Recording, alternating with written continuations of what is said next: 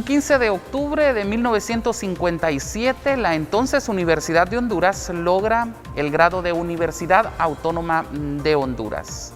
Bienvenidos a este espacio de Desde la Academia, el espacio que hemos abierto para hablar de nuestro país, para hablar de los asuntos de nuestro país y hablar también de nuestra universidad, ahora Universidad Nacional Autónoma de Honduras. Nos acompaña el vicerrector de Asuntos Internacionales, Julio Raudales. Con él vamos a hablar sobre la autonomía de la universidad más importante y más prestigiosa del país. Vicerrector, es un placer contar con usted en esta ocasión, ahora desde la Academia. Bienvenido. Es un gusto estar con ustedes y con todo el público de este prestigioso canal de la Universidad Nacional Autónoma de Honduras. Vicerrector, muy importante esta conmemoración de 64 años de la autonomía de la universidad y ese trabajo realizado por los estudiantes en ese 1957 que, aglutinados en la FEU, logran uno de los pasos más importantes en la vida de lo que ahora conocemos como la Universidad Nacional Autónoma de Honduras. Sí, creo que es imprescindible para la memoria de la colectividad hondureña recordar una gesta como esa. Hay que tener presente que hacía unos pocos años se había llevado a cabo otra gran gesta en el país, que es la huelga del 54, y que, digamos, ese fue un punto de partida para las grandes conquistas que ha obtenido la sociedad, y una de ellas, por supuesto, es justamente la garantía constitucional de que nuestra máxima casa de estudio goza de plena autonomía académica y en el manejo también de sus recursos, ¿no? ¿Qué significa exactamente lograr la autonomía? ¿Qué es lo que la universidad obtiene con esa autonomía? Bueno, hay que recordar quizás un poco la gesta del año 1918 en la ciudad, en Argentina, en donde se inició el primer gran grito latinoamericano que al final concluyó con la obtención de la emancipación total de la parte académica pública de aquel país, y de ahí en adelante pues todo vino en cadena. El resto de las universidades latinoamericanas comenzaron a emular aquella lucha pues nos tocó a nosotros en el año 1957 que el Estado hondureño otorgara esta plenitud de libertad de pensamiento, de libertad de expresión de ese pensamiento y de búsqueda de la verdad a través de la ciencia y la cultura y las artes. Ser autónomo o gozar de autonomía en este sentido implica que el hecho de que la universidad sea un ente estatal, sea un ente público que se beneficia de los recursos del erario, no le ata a las cadenas de la opinión gubernamental. Porque ahí podemos tener un gran problema. Y yo quisiera en este momento recordar el drama que viven nuestros vecinos nicaragüenses, en donde tenemos una universidad que se llama autónoma, ¿verdad?, pero que está totalmente cooptada por el sector estatal, ¿verdad?, donde, y tengo que confesarlo, a mí me dio gran tristeza hace algún tiempo que viajé, hace muy poco tiempo que viajé a la ciudad de Managua, y cuando me paré frente a las oficinas centrales de la UNAM Managua, la Universidad Nacional Autónoma de Nicaragua en Managua, ver una bandera del partido en el poder actualmente y ver un rótulo que decía: Daniel, la UNAM te apoya. Es decir, creo que llegar a una situación de esa debe de poner a reflexionar a una comunidad intelectual y a la comunidad académica de un país, ¿verdad? Y ojalá que en Honduras nunca se vuelva a repetir una situación de esas, porque ya la hemos vivido también. Hubo momentos duros en el país en donde la universidad también fue cooptada por el poder político en el país, y afortunadamente creo que a partir de la reforma del 2005 se ha adquirido una conciencia plena y más clara de la importancia que tiene la autonomía de un órgano o de una institución como la nuestra para el bienestar del país.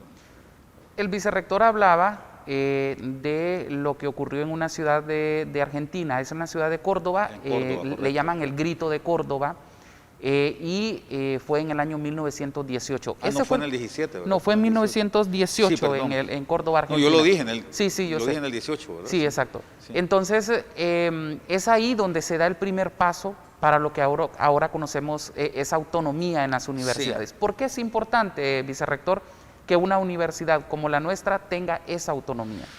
Justamente por lo que mencionaba, el problema acá con las universidades públicas, con las universidades estatales, como se llamarían en Europa o en Estados Unidos, es que reciben recursos del erario, reciben una transferencia que proviene de los impuestos que paga la gente o la ciudadanía, pero como el Estado se arroga el beneficio y el poder de repartir o de transferir a los distintos entes estatales estos recursos, entonces también se corre el peligro, se corre el riesgo de que el Estado también quiera, a cambio de la transferencia de estos recursos, decidir qué es lo que se va a enseñar. Y eso, en el caso de la educación universitaria, yo pienso que en el caso de la educación en general, pero creo que en el caso de la educación universitaria es un anatema. Es una situación que debe de condenarse. ¿Por qué? Porque las universidades, históricamente, desde que existen, desde que fueron creadas, han sido los grandes centros que forjan el nuevo pensamiento y por lo tanto deben estar liberadas de cualquier posibilidad de dominación política o de cualquier otro tipo, ¿verdad? Incluso religiosa. Entonces lo que el Grito de Córdoba representó en aquel momento es esa demanda urgente que tenía la ciudadanía, sobre todo los jóvenes en aquel momento, de que la universidad no se dejara transgredir en su libertad de pensamiento y en su libertad de innovación por entes externos, de cualquier tipo. En principio podemos hablar del Estado, pero también de entes religiosos, ¿verdad? De la empresa privada o del pensamiento específico de los empresarios, por ejemplo, ¿verdad? O de cualquier otro tipo de relación de dependencia que se pueda tener. Sí, lo que ha estado hablando el vicerrector es el pluralismo ideológico, libertad plena de cátedra, de estudio, de investigación y de vinculación de la universidad con la sociedad. Puntos que se han alcanzado muy significativamente en nuestra universidad, vicerrector. Vemos una vinculación de nuestra universidad con la sociedad, últimamente lo hemos visto con el caso de Guanaja, pero así también se ha visto con otras partes del país en la cual nuestra universidad tiene incidencia y está trabajando de cerca con la comunidad. Esa es esa relación que debe de existir también con la sociedad, ¿no? Es correcto. A ver, cualquiera de los tres ámbitos en los que la academia debe de desarrollarse, hablo de la docencia, o sea, de la forma de enseñanza, que exista libertad absoluta de cátedra, ¿verdad? Y que nadie tenga la posibilidad de imponer algún tipo de pensamiento específico. Sabemos que la ciencia es así, la ciencia florece a la luz del debate, no solamente en las ciencias sociales, como mucha gente cree, ¿verdad? Los economistas nos pasamos peleando sistemáticamente, y los sociólogos lo mismo, los antropólogos también, los historiadores más, ¿verdad? Pero también en la física hay debate, también en la química hay debate, también incluso en las matemáticas hay debate fuerte, ¿verdad? Y lo peor que pudiera suceder es que se trate de imponer una forma de pensamiento. La diversidad, la universalidad en el pensamiento es crucial en esto. Entonces, por el lado de la formación es crucial, es importantísimo esto, pero también por el lado de la investigación científica, es decir, por ese lado que lo que busca es el descubrimiento, la innovación, la implementación de nuevas formas de ver la realidad en la que el universo se desenvuelve, ¿verdad? En la que la sociedad vive. Eso también es sumamente importante.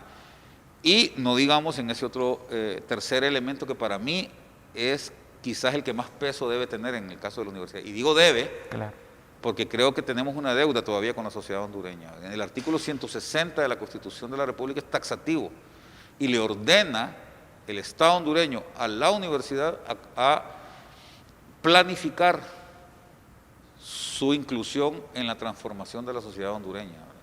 Y es importante entonces que nosotros como academia nos aboquemos a cumplir ese mandato que da la Constitución de la República, ¿verdad? Porque no es de gratis que nos dan en teoría el 6% de presupuesto, ¿verdad? Es una inversión que el Estado hondureño hace en la universidad para que la universidad lo devuelva a la sociedad, sobre todo aquella que más lo necesita. Hay que recordar que la gran mayoría, y esta es una lástima, de la población hondureña no tiene estudios universitarios. Si nosotros hacemos un barrido de la población hondureña mayor de 30 años, nos vamos a encontrar que más del 85% de esa población nunca vino a la universidad. Y que la población mayor de 30 años que tuvo la posibilidad de venir a la universidad y más aún de concluir un reto estudiantil acá y graduarse, es realmente una escasa minoría. Y lo mismo sucede con el resto de las universidades del país.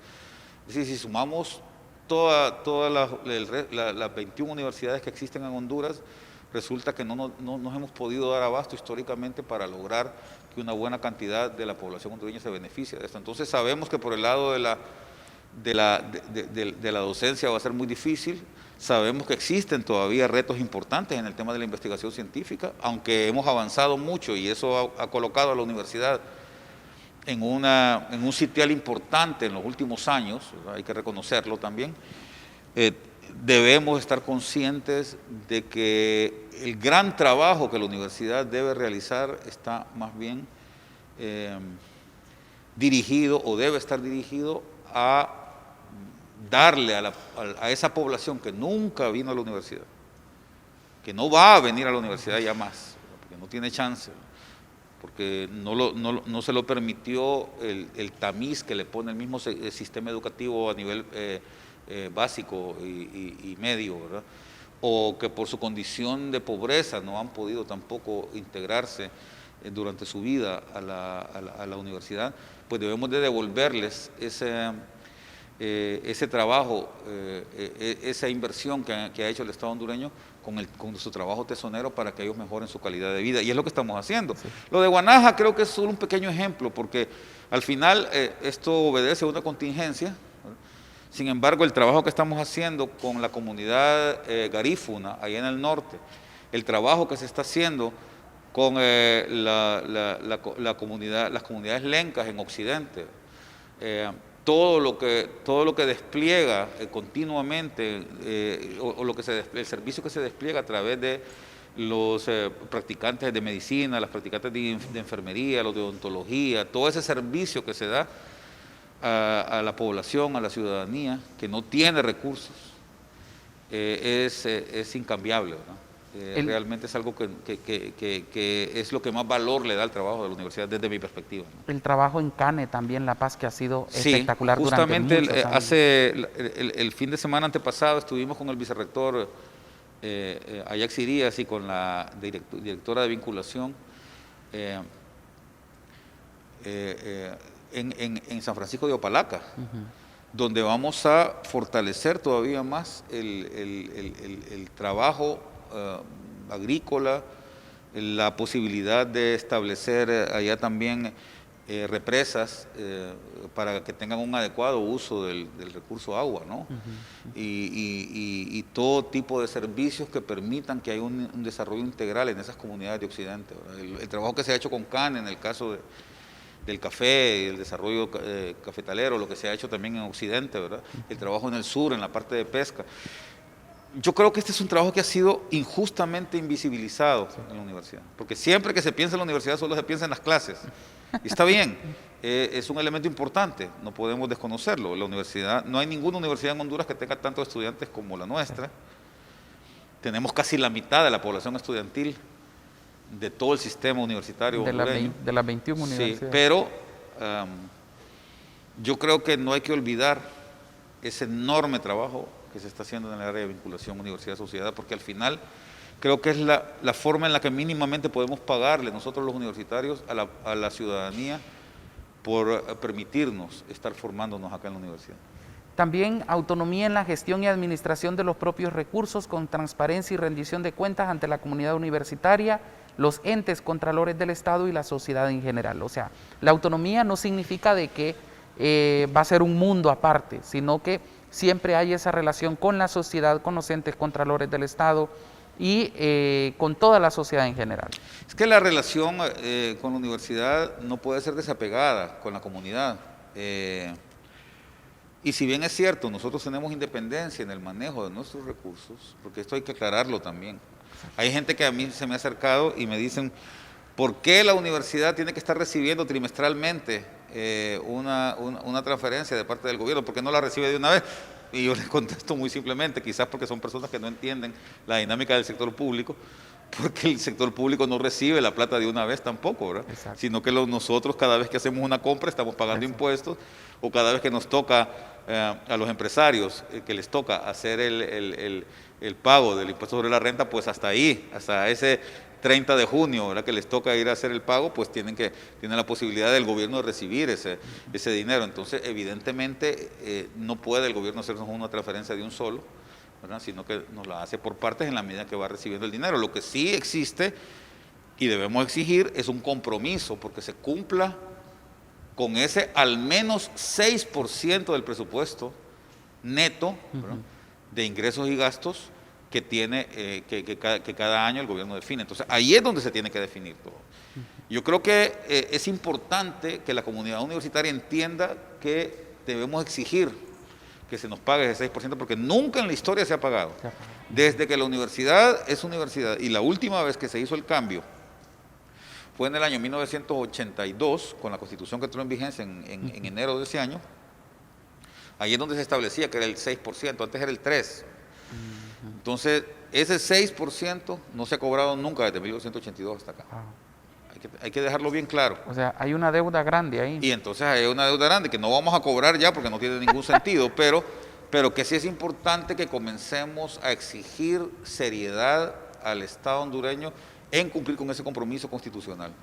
Pero más allá de eso, y yo quiero sí ahondar en este asunto, el compromiso debe estar en eso, que del presupuesto de ingresos y gastos se cumpla ese al menos 6%, porque la Constitución de la República no dice que es el 6%, claro, no lo da como un techo, sino que dice un piso, ¿verdad? Claro. Puede ser más, sí, pero que sea al menos el 6% del presupuesto, pero además que nosotros tengamos nuestros propios órganos contralores, como los tenemos acá en la universidad, ¿verdad? Tanto la Junta de Dirección Universitaria como la Dirección de Auditoría y los otros entes contralores que tiene ya la universidad para que se garantice la transparencia.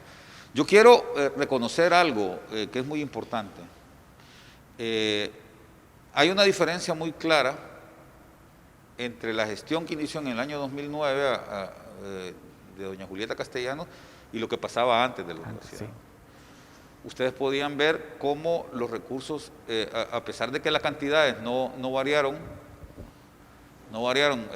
sustantivamente, se empezó a ver a partir del 2009 cómo la universidad empezó a utilizar de forma más transparente y más eficaz sus recursos, y sigue siéndolo, ¿verdad? Ahora que el rector es el doctor Francisco Herrera, ¿verdad? Y es muy importante que sigamos vigilantes, toda la comunidad universitaria. Yo soy un profesor de la universidad y en este momento estoy acá prestado como una autoridad de la universidad, pero cuando yo vuelva a mi cátedra es importante que como catedrático, como estudiantes, como trabajadores, ¿no?, y como autoridades mismas estemos vigilantes del correcto uso de los recursos de la universidad y que le demos cuenta al Estado hondureño del buen uso y de la eficiencia con que esos recursos pues son ejecutados, ¿no? La facultad y capacidad para elegir autónomamente sus propias autoridades, algo que en la década del 80 fue un poco complicado, en el mismo 90, parte del 2000, hubo mucha relación entre las autoridades universitarias y el gobierno, ¿no? Sí, yo tengo que aceptar, aunque yo estaba muy niño en aquel tiempo, que la universidad solía ser mucho más combativa, sí, antes de los años 80, ¿verdad? Aún con el peligro que implicaba de la Guerra Fría y las pocas posibilidades que la universidad tenía de generarse un gobierno más autonómico, había más combatividad por parte de estudiantes, por parte de docentes, ¿verdad? Y luego en los años 80, lamentablemente, la universidad cayó en ese vacío, en ese esquema de cooptación estatal, ¿verdad?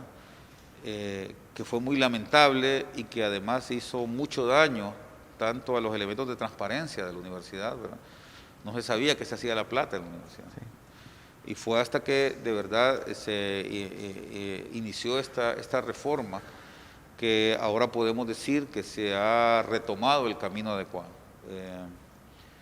Creo que es importante que sigamos avanzando en eso. Yo no puedo decir, por honestidad acá, que ya lo hemos logrado. Claro. Hay que recordar que tenemos un consejo universitario sin presencia estudiantil y que la integración de los estudiantes al consejo universitario de manera transparente es crucial para que se pueda generar gobernanza en la universidad. Y estamos abocados a eso. Y el rector, Francisco Herrera, ha estado pues muy pendiente de que se pueda dar esta situación para que de una vez la universidad pueda conseguir entonces una autonomía más sólida, ¿no? También la facultad para emitir las normas reglamentarias o estatutarias que sean necesarias para desarrollar la ley orgánica. Así es, y creo que en eso se ha sido bastante consecuente. Hemos tratado de que a lo largo de la reforma universitaria se cuente con los mecanismos adecuados para normar la gobernanza universitaria de la mejor forma posible. Ha habido, por supuesto, algunos baches al respecto, pero hay que recordar la terrible crisis que se vivió entre el año 2015 y el año 2017, que tuvo que ver justamente, digamos lo que dinamitó este problema fue justamente el hecho de que, desde mi perspectiva personal, no se hizo un adecuado manejo de las normas académicas o de la aprobación de las normas académicas en aquel momento. Yo pienso que si se hubiera consultado de manera más transparente a toda la comunidad universitaria sobre este tema de las normas académicas, que nos incluyen a todos, que me incluyen a mí como profesor, pero que incluye también a los estudiantes, que son al final los beneficiarios de estas normas académicas, creo que nos hubiéramos ahorrado mucho problema. Hay que reconocer esto y hay que partir de esta enseñanza para tener un proceso de adecuación normativa que sea más operativo y más eficiente. Usted mencionaba algo bien interesante. A partir de 2009 para acá ha habido un cambio rotundo de la universidad. Vimos no solamente cambios en la parte física, sino también en la parte estudiantil, en la parte académica. Ha costado quitarle a las garras externas que han querido hacer de esta universidad un botín, o que lo hicieron durante muchos años. Yo creo que es una lucha permanente, pero pienso también que la universidad ha sabido imponerse con personalidad. ¿En los últimos años o siempre? Sí, no, en los últimos años, me refiero al 2009 para acá. Y ahí yo tengo que darle el crédito nuevamente a la rectora Castellanos y a todo el equipo que trabajó en ese momento, y también al rector Herrera, ¿verdad? Que ha sabido permanecer independiente. Ha sido difícil. Sí. Hay que recordar que no vivimos en un estado en donde se respeta la totalidad de la institucionalidad, y fácil sería caer en la tentación de volvernos obsecuentes con el mandato político. Ha sido una situación complicada para el rector y el resto del equipo, pero repito, estamos haciendo todo lo posible para que la universidad continúe manejando su gobernanza de acuerdo a lo que la Constitución establece, ¿no?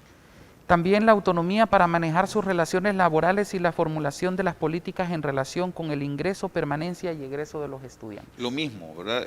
Yo pienso que esto ha sido una evolución y que en este proceso evolutivo el apego a lo que establece la nueva ley orgánica de la universidad, la que comenzó a valer a partir del 2006, ha sido importantísimo, ¿verdad? Y en la medida en que vayamos avanzando con autoridades comprometidas en la ejecución de este proceso, creo que vamos a tener más éxito, ¿no? Y dice, el artículo 160 de la Constitución de la República vigente establece que la UNA goza de la exclusividad de organizar, dirigir y desarrollar la educación superior y profesional. Totalmente, y hay que recordar, me parece que es oportuno hacerlo, que estamos en un peligro en este momento porque la Ley Orgánica de las Zonas Especiales de Desarrollo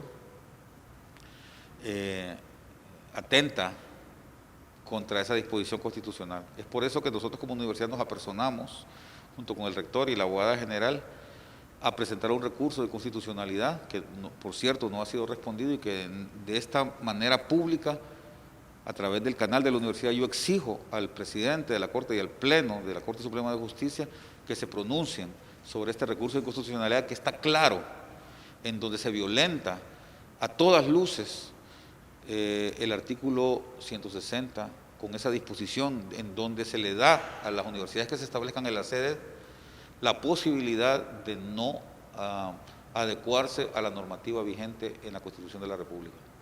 En pocas palabras, la autonomía no solamente se logró en 1957, sino que a esta altura hay que seguirla defendiendo. La autonomía es un proceso en construcción, por siempre.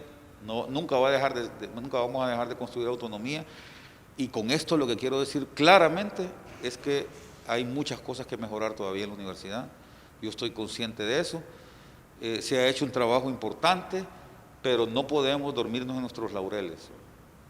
Y yo lo resumo en dos elementos. Es importante integrar o que se integren los estudiantes tal y como lo establece la ley orgánica, el gobierno o los órganos de gobierno de la universidad, para que esa autonomía se depure más, y es importante que la comunidad universitaria entera emprenda una lucha por avanzar en el proceso de deconstrucción del dominio público o político contra la universidad que se está generando en estos momentos con este régimen.